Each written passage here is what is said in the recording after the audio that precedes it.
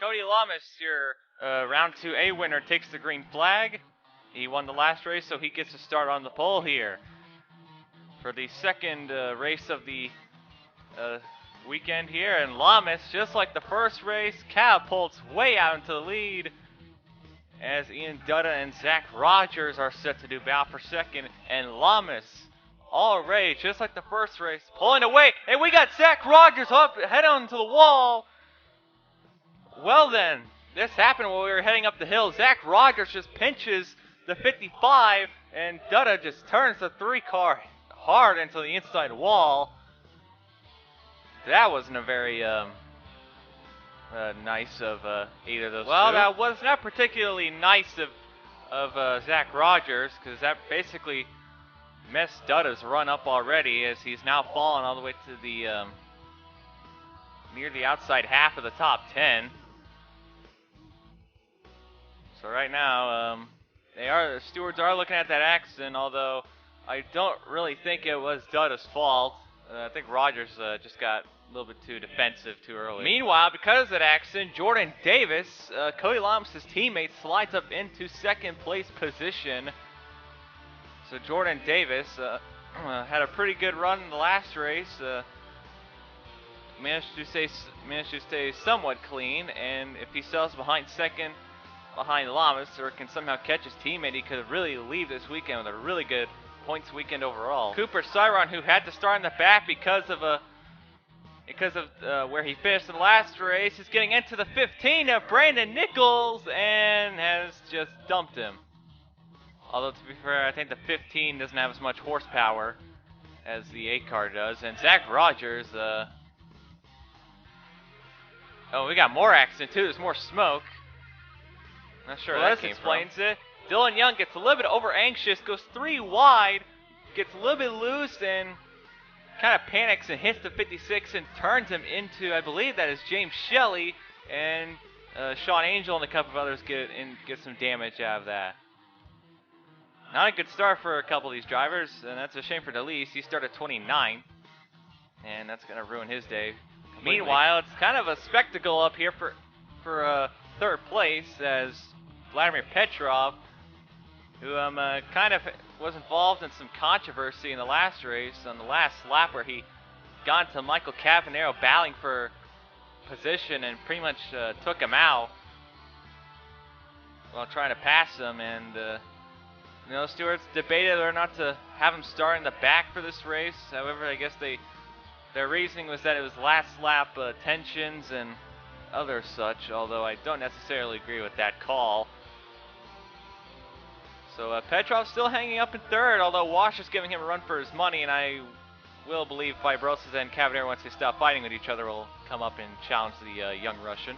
DJ Curtis, who also had to start who had a good start here, and Sean Galligan turns the 19 around, and someone hooked the back of the 44, and we got a pile of Luca Fontana involved. Michael Block, we got a roadblock going on here, speaking of Block, and I think that might have been Skylar Johnson. I'm not too sure. I didn't get a good look at that one at all. And Sean Angel gets hooked by Nick Pericles, and Pericles decides almost to take out Cyron as well.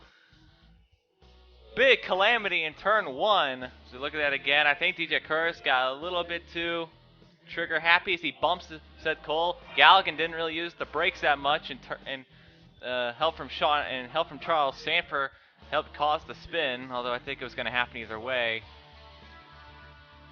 So big lot more calamity compared to the first round, that's for sure. Back here, Charles Jackson, Angel Navarro, and Dylan Young are all bang for 20th. The final points paying position. Navarro and Jackson, who have somewhat avoided some of the early incidents here. And Navarro, Jackson pulls a slide jump to 21, trying to keep that 21 car behind him. And now Dylan Young, a lot faster than these two, that's for sure, trying to find a hole to get past these two cars, who are a lot less power than that Young Motorsports car is. And Young just trying to find somewhere to go, but while that's happening, we got two other cars. We got a Glacier car. I think that is Jordan Smith and Prudence Littlejohn, the Patriots Trophy driver. Jackson has escaped from Navarro, But now he's going to have to hold off Dylan Young. Cody Lamas now trying to pass the lap car of Sean Angel here. Angel's going to try and keep his lap because, remember, the third race of the weekend, the final one, is a reverse grid of every car on the lead lap. And Angel, he wants to stay on the lead lap because then he could have the pole for the next race, and yeah, he's not going to get it. However, if you notice, compared to the last race, remember, Lamas did jump pretty far ahead very quickly of Zach Rogers. However, it's a little bit different this time. Cody Lamas is actually now being caught by his teammate of Jordan Davis. So Jordan Davis, their team definitely, the last 24 hours, went around and after the last race decided to make some adjustments, and it looks like it's working, as now they are catching he's catching his teammate. Here's Skylar Johnson. As you recall earlier, she got involved in an accident between DJ Curtis and Sean Galligan. And it looks like that is the remains of the car, as it's almost a modified now. Skylar Johnson also was involved in controversy from the last race where she got to Deanna Shelton and caused Deanna to flip into the air wildly and have an awful rolling crash. And a lot of people suggested that Johnson not even race this race. And I can't for one blame them, and honestly, if there was a punishment, I guess this counts as a punishment. So not a good weekend for Skylar Johnson. So if she can hold on onto the lead lap, maybe she could try and redeem herself. But we'll see how that pans out here. Speaking of Deanna Shelton, she was okay after that crash. She was taken to the hospital, but she was quite alright. Shows how safety cars are. As Sean Angel slowing up, and these guys going to go into Mortal Kombat for 29th position. And oh man, how did they not wreck there? Sean Angel getting in everybody's way. Maxwell Chan trying to slip on by. Guys, this is for 29th. There's no need to race like this. And it is absolute calamity. Sheldon's getting held up by the Canadian really quickly. And Cooper Cyron, please don't actually try and go for this, and he's going to actually go for it. This might not end well. Oh, sliding. Cyron passes the 94, and he slips by Angel. Cyron, what a move. The biggest driver that's been soldiering on today has been William Duncan, actually running up in 8th place. He's managed to avoid a lot of calamity. And Duncan's had a really solid weekend overall. Was up in the podium position for a good bit, squeezed in a top 10, just pit stops did not go his way when he spun. When both him and Tross spun and entering pit lane, and that was kind of embarrassing. But Duncan is soldiering on. He has kept a decent pace, although he's got a lot of hungry cars behind him, especially Fitzwater. Fitzwater's not a very conservative driver, so I'm sure Duncan is being as careful as he can be. Cody Lamas and a couple of other drivers are being called down into pit lane. Lamas is going to pit. Petrov does not give Davis any room on pit road, and Davis, man, doesn't spin out at least, but I don't think he's going to be too happy with Petrov on that one. Petrov didn't give him any room. But it looks like Davis is going to, well, he was driving next to Cavanero. That's not always a good sign. Cody Lamas is the first one out of pit road. Well, Vladimir Petrov flying off pit lane is going to end up right next to Cody Lamas on the exit. And Petrov up and running the pit road. I don't think that's legal. And Petrov passes Cody Lamas into the lead.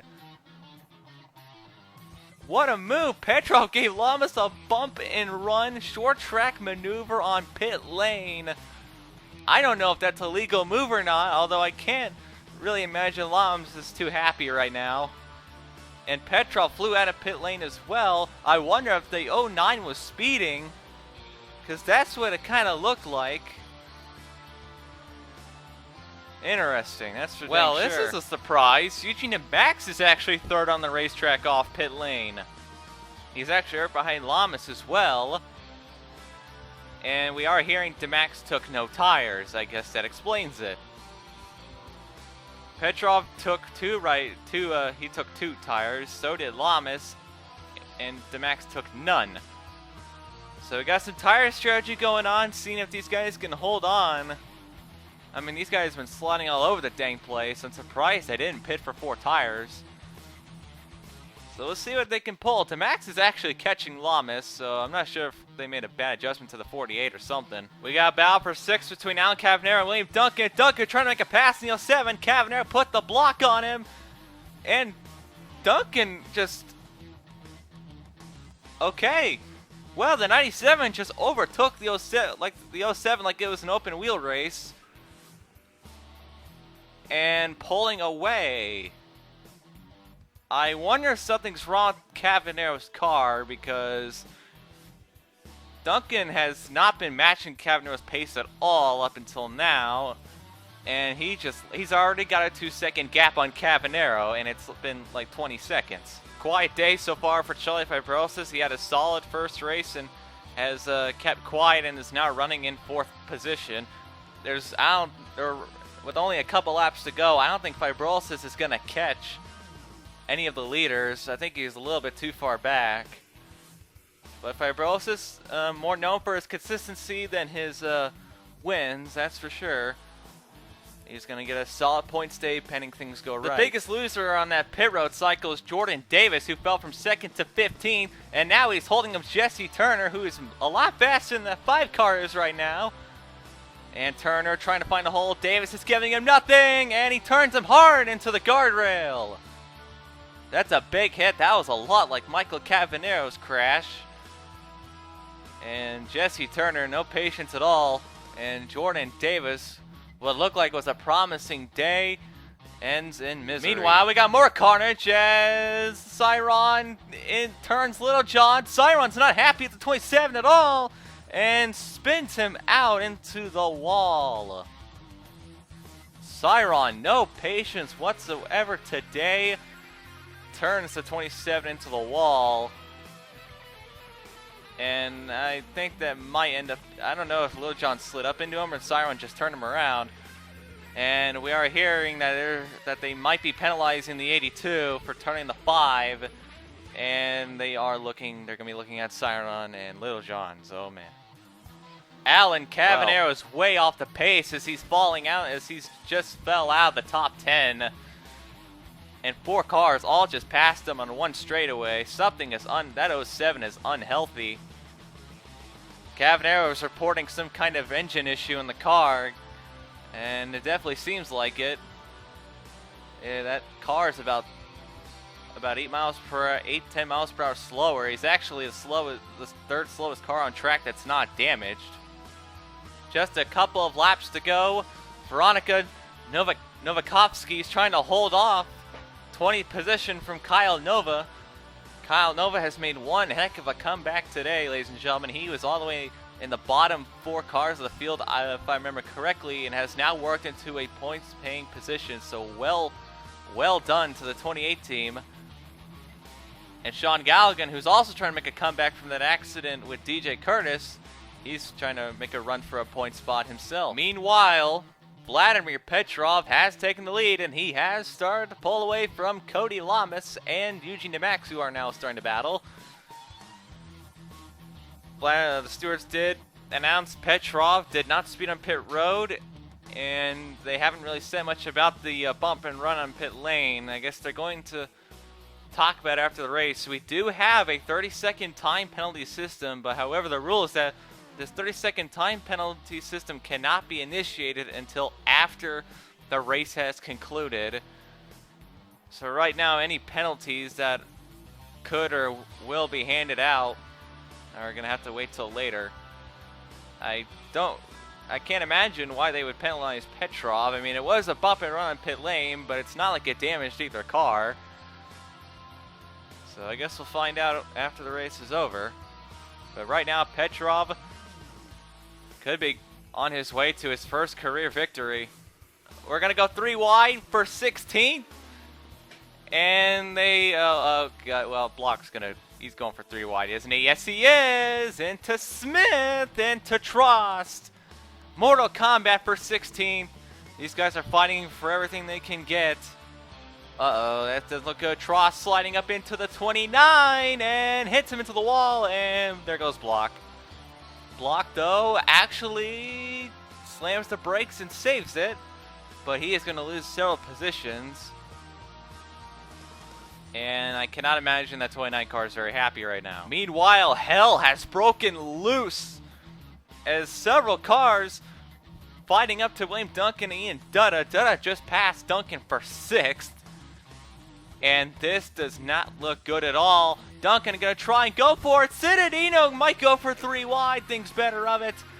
Duncan wants 6th place position back. He's fighting for everything he can get. Here comes Anthony and Washer.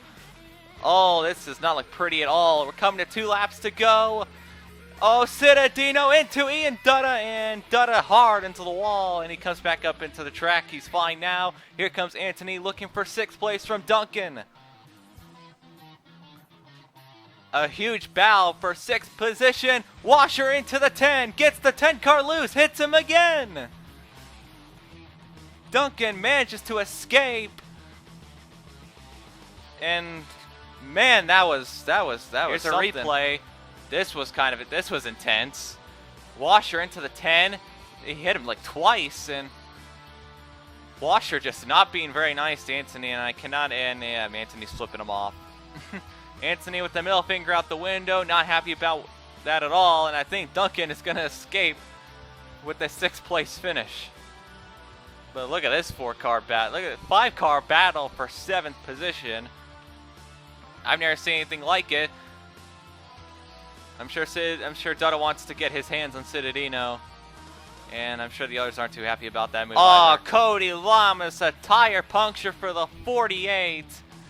And that is gut-wrenching. He was battling for 2nd place with the Max, and I think he could still manage to finish inside the point still. The gap is pretty large, but that has got to be frustrating for Lamas. He was looking for another podium, and coming to the white flag, Eugene DeMax trying to make a dash at Vladimir Petrov, but I don't think he's going to get there in time. The white flag is waving. Vladimir Petrov, man, I'll tell you what. Last season and the various races he participated in due to the Patriots Trophy and special events, became a really big standout performer, getting 2 top 5s, and showed a lot of talent, a lot of potential. A lot of people were looking forward to seeing how he would perform this season. Was signed on to replace Alex Allen, as Alex Allen wanted to go into a more management role for this year. Petrov knew he was taking over the reins of a very capable team. And Allen Family Racing Team may have found themselves a future star. It's been a long time since a rookie has won in a race. The last time that happened was James Shelley and Nico Hall. They both won in their rookie seasons. Vladimir Petrov, a Russian has never won a DuPont race either. DeMax is giving everything he's got, but I don't think he's going to get there in time. With only a couple of corners to go, Vladimir Petrov in the Volkswagen Jetta. DeMax trying to get something to work, trying to make something happen. He's actually rapidly catching the 09. But I don't think he's going to get there. It will not happen. DeMax isn't going to get him. He needed another lap, but coming to the checkered flag, DeMax will try and draft him, but it won't be enough. Young Russian rookie Vladimir Petrov will score his first career DuPont World Series of Racing win here at Decatur. A fantastic race for Petrov, and he has scored his first win in his 3rd start this season. And DeMax needed one more lap. He would have caught him, that's for sure. And DeMax, I think, gave him a little bit of a victory nudge. Show of respect from the longtime veteran. Unbelievable. Petrov is a winner. He's going to have to start in the back on the next race because of the reverse grid, but I'm sure he is very much happy with that performance. And DeMax giving him victory nudges. Very respectful. DeMax definitely a class act, that's for sure. And hey, no one wrecked on the final lap we're hearing. All right, no one died. No one died. That's great. That's good.